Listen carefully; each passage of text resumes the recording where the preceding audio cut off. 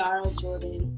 This is Karah Z. She's going to be our host for tonight. We're going to be interviewing us, just chatting it up, and figuring out the artists behind the show. If you all could just introduce yourself. I'm Patricia Stuart. I work in various different types of mediums. I've been doing art for a very long time now. I've exhibited in the US and internationally. My name is Zayia Winslow. I'm primarily a graphite artist. I don't really do too many exhibitions, and I'm just happy to have been a part of this. I mostly do portraits, but I also like to do original work as well. Banana Lady, can you introduce yourself? I like to think of myself as a multi-medium artist. I don't really stick with one thing. I just like to experiment with art and music. I like to focus on just like how I can let my art and music reflect on oneself, or just like your mental image of who you are, who you think you are, and who your future self. That's like my main thing to do as an artist. That actually brings me a little bit into my next question. So what do you guys feel like is a major influence in your work? And would you say that your community or where you grew up has any influence? I'm from Mount Vernon, New York. I'm from Mount Vernon as well. Oh, everybody's from Mount Vernon? No? Money earned, and we all represent New Right. Well, for me, I grew up in Washington Heights, Manhattan, and I also lived in Sugar Hill. And I lived with my grandparents, and a lot of the work that I do is around portraits of women, children, or men. I've learned to value women in particular and their place in society and their place even in their homes. And my grandparents owned a house in Manhattan, and the inside of the house was always colorful. She was Caribbean. So, and the outside of our house, we had our big flower garden to the front and flowers in the backyard. And so I was surrounded by color, mesmerized by the color of the flowers. And from a little girl, I was always trying to draw what I saw, or was always into drawing and didn't know why. A major part of what I do has to do with where I came from. We had a great sense of community in Washington Heights. Everybody knew everybody on the block. You know, you could get reprimanded by anyone's mother on the block. All the kids, we played in the street. And so it was that sense of community. So it's impacted the work that I do. That's really nice. That sounds like the neighborhood that I dream of. I actually just did a piece for an article recently. And that's exactly what I was talking about, just bringing neighborhoods and communities back. Not just, living in the same vicinity, but not knowing each other, not knowing your neighbors. So that actually translates over into your work. Zayia, would you like to tell us your influence? My influence in my work, I look at pop culture, be honest with you. Music influenced my art, photography. I love to look at photographers and how they light their work, and I like to mimic that in my own. Also, fashion. I love fashion, and I love fashion shoots, and I always like to think that like I'm creating like a photo shoot with my artwork. I don't know if I can follow these answers. They're so good. Wow. My current work, or I guess all my work has just been about my personal life journey. I can look at my work and say, okay, I can't tell you what year it was done, but I can say I was going through this. I was married. I was getting a divorce. This was going on. That was going on. And when I was 30, I was diagnosed with multiple sclerosis. So then the tenor of my work changed because I couldn't really do series. I could do stuff when I wasn't in the hospital. I would I would paint in my head when I was in the hospital, and then when I got to a canvas, be able to kind of do it. My art became about like my physical therapy, you know, my text and image. The places that inspired me were really like being in the hospital and being on the gurney somewhere and trying to get through, you know, like what was the next thing. And that's what the things that I couldn't articulate, that's what I was putting on the canvas constantly. I see stuff and I think, or I got out of bed this morning, and that wasn't something I was always able to do. Or I would do my spoon paintings and I was like, yo, I don't do it because I think it's cute. It was because somebody had to feed me. You know what I'm saying? Or I had to, you know what I mean? So I think that I'm inspired by the adversity and how I had to constantly adapt my art around it to not feel sorry for myself and to still feel like I was an artist. So you just mentioned a song that you were listening to when you got inspired for that piece. Zayia also mentioned that pop culture and music inspires her. Niara, does music inspire your piece? Or can you guys tell me what music you enjoy listening to while you're creating? What really puts you into that zone? Honestly, I put my phone on shuffle. I listen to a lot of different stuff. Like, I like jazz. Like, the jazz I was featured in the show, kind of blues, like my favorite album. I might like maybe some metal, reggae, all that stuff. But if I'm trying to get for the feels, I'll put on like meditation, because that'll make me focus on what I'm feeling, what it is I'm trying to do. I often listen to the blues or other jazz genres. And then there are times when I don't want to listen to anything. I just need quiet, silence, and I'm there for 7 or 8 hours painting for very long stretches of time.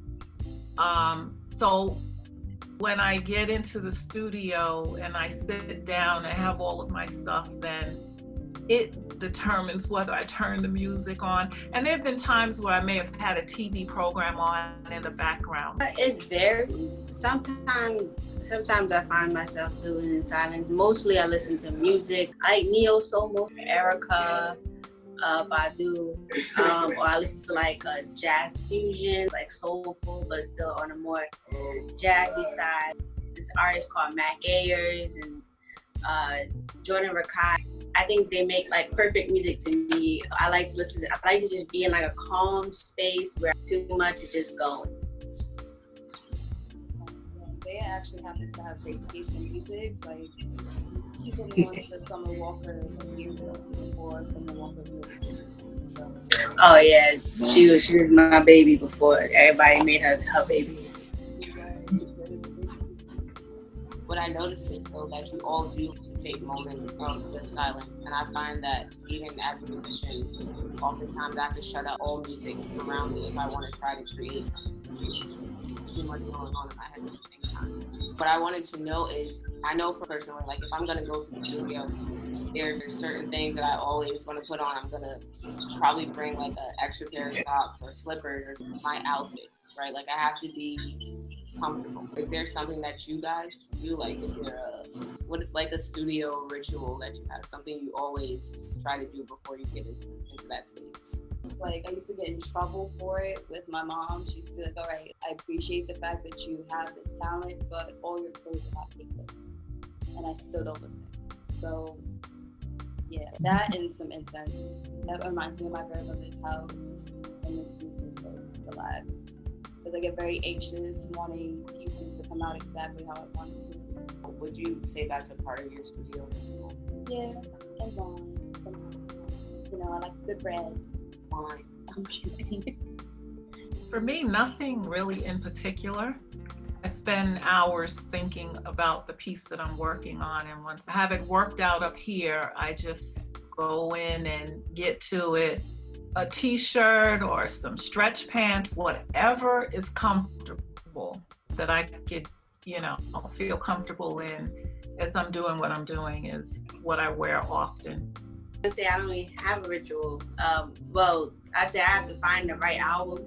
If they're like a celebrity, I find their music and I draw to their music. Since I'm a sketch artist, I've found myself finishing pieces anywhere. I'll be on a bus drawing, or I'll be like on lunch break drawing to finish something. I hate my easel because I don't know how to work with it. I find myself crouched up in a corner drawing, and that's like, it feels more comfortable to me. I can imagine that could be a little restrictive.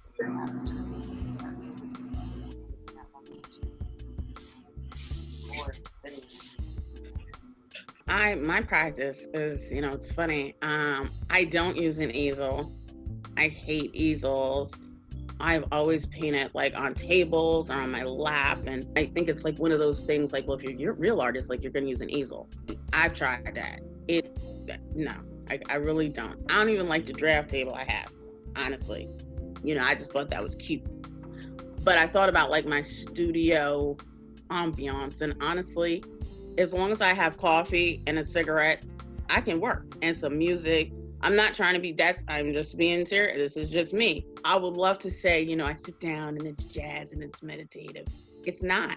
It's like Kanye, Through the Wire, this old school OG, Snoop Dogg, Sam Cooke, Jay-Z, Tracy Chapman. It could be the Clark sisters singing A Praying Spirit. And then what I do is I put that song on repeat.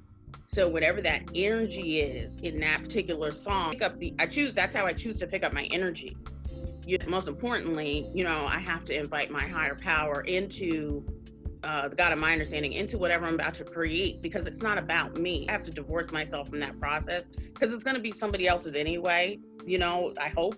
I'm just a vessel. Sometimes I look and I paint stuff and I'm like, you did that? I had this painting once that I made because my ex always wanted me to go out and get a particular candy, some kind of chocolate and peanut butter candy. And I was very resentful of having to walk to the gas station, go get the candy. This was like on a very regular basis. And I hated the candy, I hated to walk, everything. So I painted about it, right? And in a very quick, the spoon technique I have. Somebody's like, oh my God, what are you thinking? It's just funny, the things that inspire you.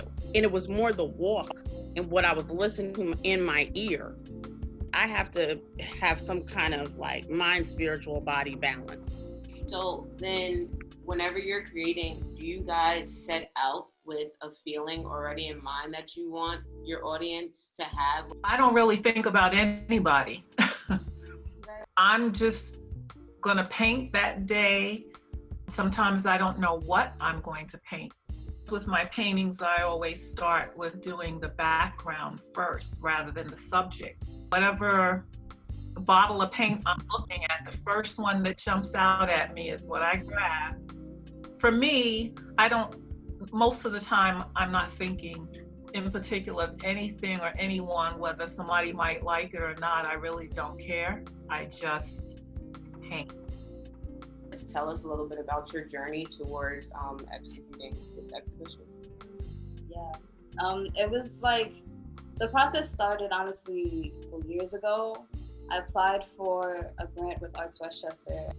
I didn't get it the first round. It was my first time writing for grants.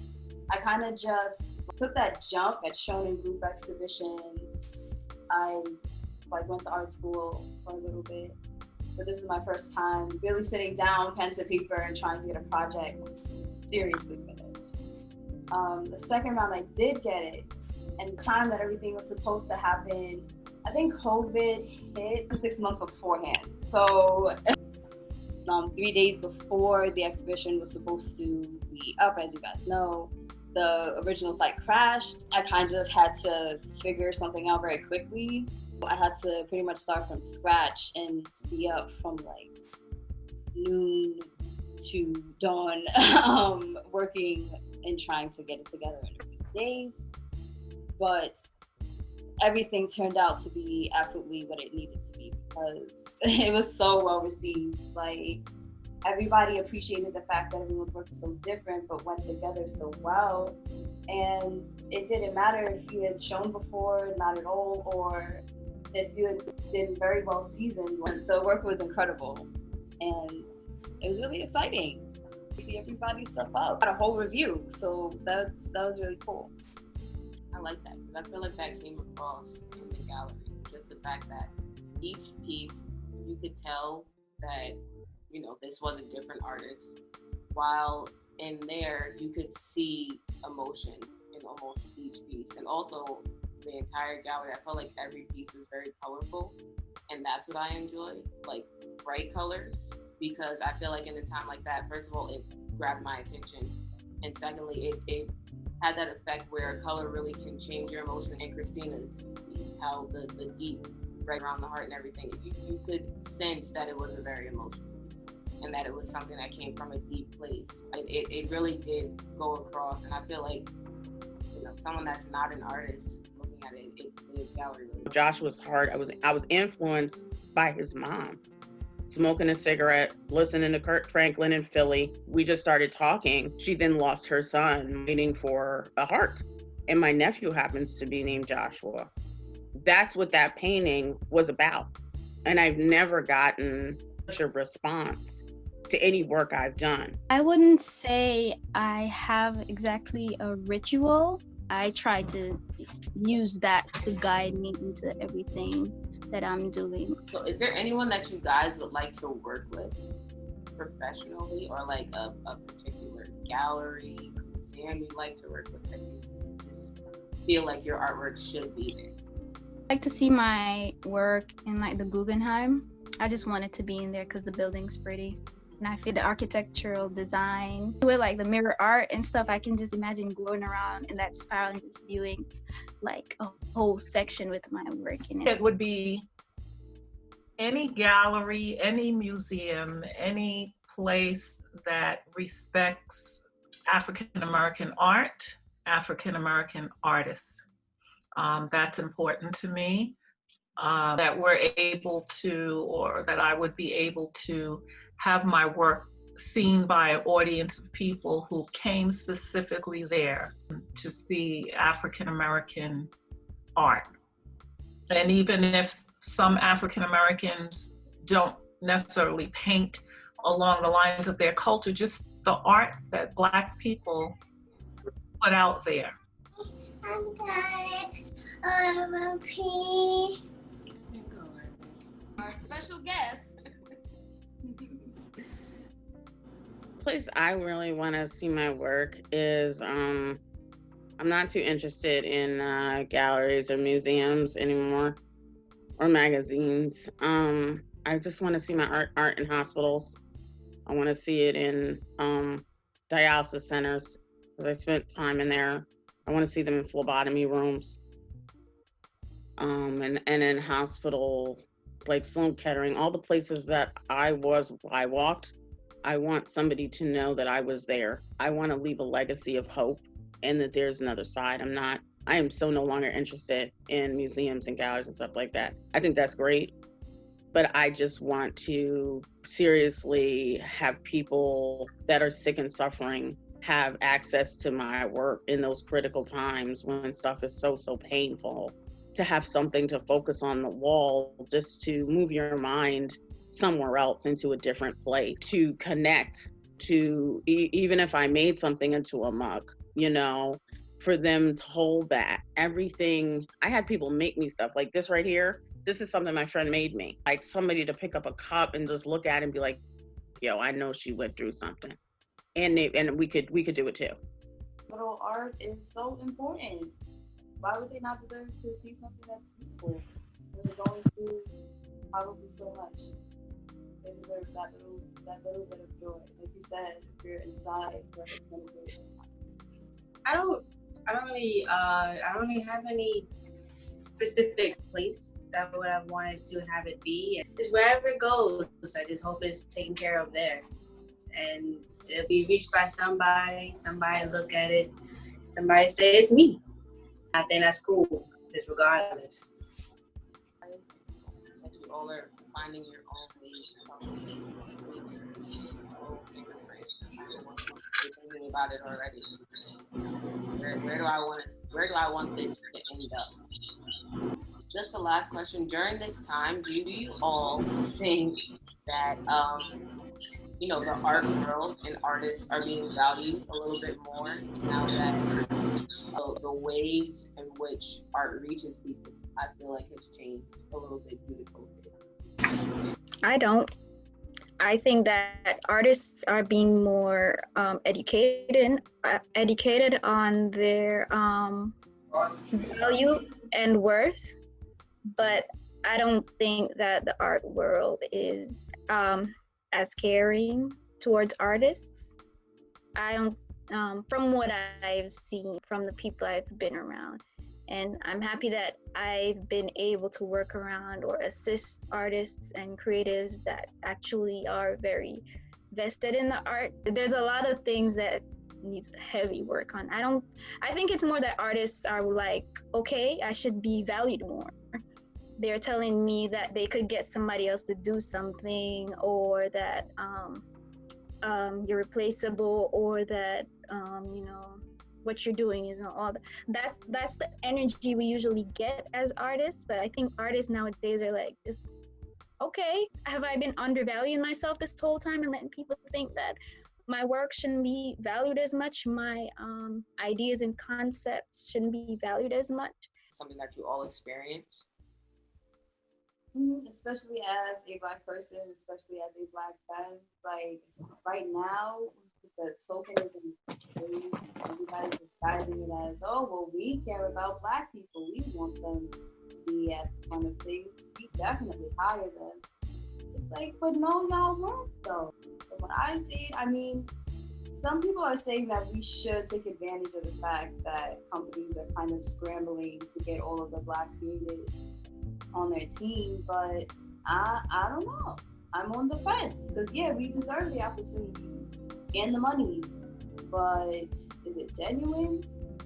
Will you care about me next year? Like, I don't know. Art is very undervalued. I hope that after this, people can see how much, art does add to the world, something, so they can just see that, this actually has substantial value and it can be used across a lot of areas. And then as Black female artists, what would you guys say to the next, want to be artists? I would first encourage them to develop discipline. Art, like anything else, to accomplish anything, even small, it requires discipline. You have to know when to leave your friends outside and when to take care of business could become something for your future, and know when to take yourself aside and put in the time consistently every day. I would also say to them, do not have dollar signs in mind. That's the one thing with art, is, if you make money, if someone buys a piece of your art, that's wonderful. But you can't go in doing it having that in mind. So I would encourage them to be passionate about something, whether it's a subject or whatever, and just work it to the best of your ability. Take classes. You don't necessarily have to go to college for art, in areas of things, that you would like to understand more about, and read. Be willing to do a lot of reading and learning, and introduce yourself to other artists, Black artists that are out there, and learn what you can from them. But discipline is important. I love that you said that. Discipline has been my best friend in the past 3-4 years since I started applying it to my life, because I was just playing around before, as far as I can tell now. And what you said about not seeing dollar signs, that's essential. Also, one thing I'll always say is to really follow your dreams and research in high school or even start in college. People would tell me, study something substantial while you're pursuing art, something that can be sustained as a career. They always made it seem like art was something that's just a hobby, that I couldn't make a life from it. I chose something that had a dash of art in it, but it wasn't art necessarily like what I wanted to do. Now that I let go all of those things. I dropped all of those things. I found myself back at square one where people told me I shouldn't be at. Because now that's what I do. That's my day job and my night job, just doing art. And people told me it was impossible.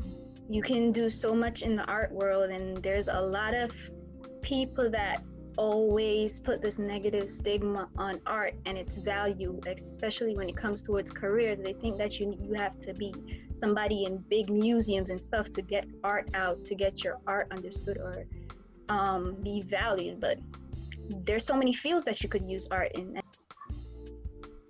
And I can't emphasize this enough.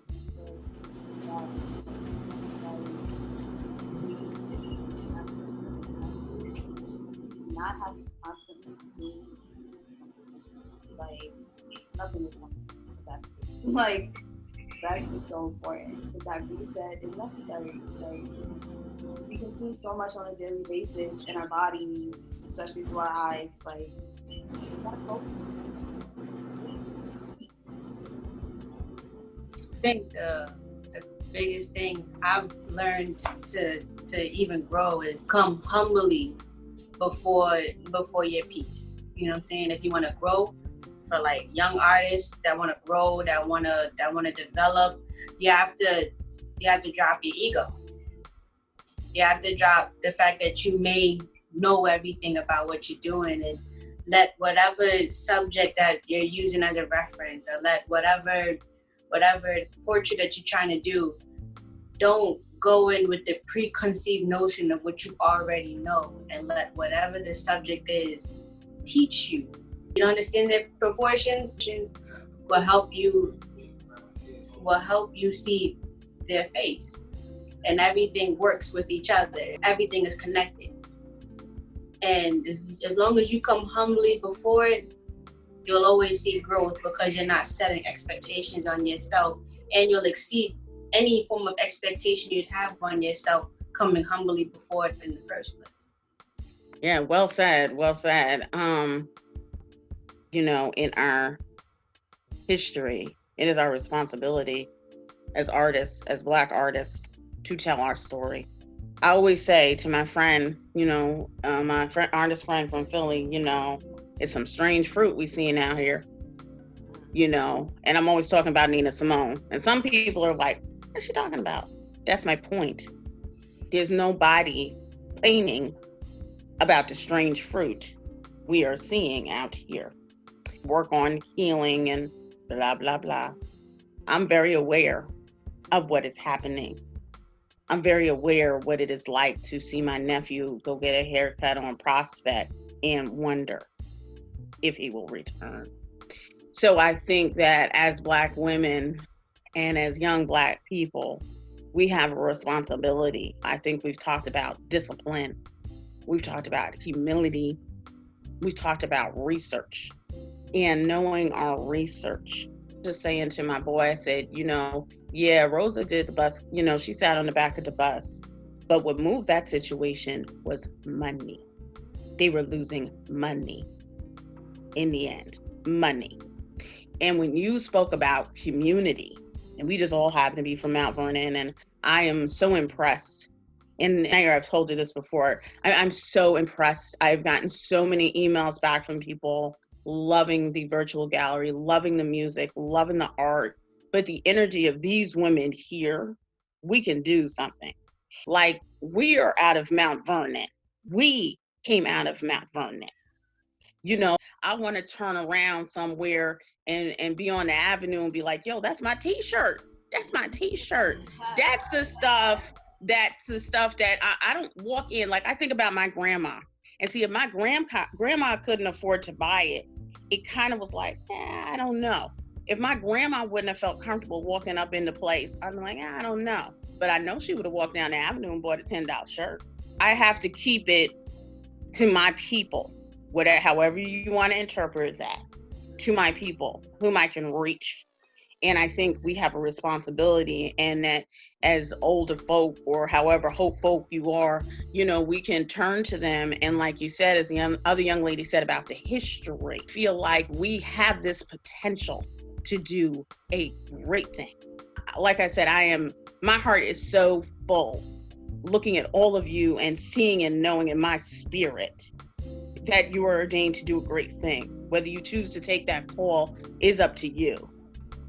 Because that's exactly what we try to do, you know, and that's why, even though I'm a musician and, you know, music is my thing, that's why I try to always make sure I somehow create and implement visual art into it. Either if I'm just sitting down with Niara and I'm going over, okay, well, what's the visual gonna be to go along with this song? What are we doing? We bounce ideas off each other, or with Black, whenever it's like, okay, I know Zayia and Niara and Banana Lady now went to the high school with me, so I know that these are visual artists here in the town. So, hey guys, can y'all come and put up your artwork? Let's let the town see it, because this is something that's in the town, you know? It really is in the word. There's just so much history and creativity. We have to figure out how to spread it. So one of our biggest issues is that we constantly talk about there's so much talent in the community, and at the same time we don't know each other in the community. And in that sense, I don't mean just like us as visual artists. I mean, like, I should be able to, as a visual artist, say, okay, I'm trying to do this, but who do I know that can help me fulfill other positions that help me create this project? Who can help me make a vision? And I'm so happy that you spoke about that, Christina. Like, we have so much potential and we really can do so much together. And I'm so happy that you guys are doing this. maybe something for Mount Vernon to work on as a city is like, I don't know, like a direct or a new established council, because I think there is. Yeah, maybe something that can reach out to people. It's also great to actually try to get to know the artist a little bit deeper than surface level stuff all the time. So it was really great talking with you all, and I'm gonna stop the recording.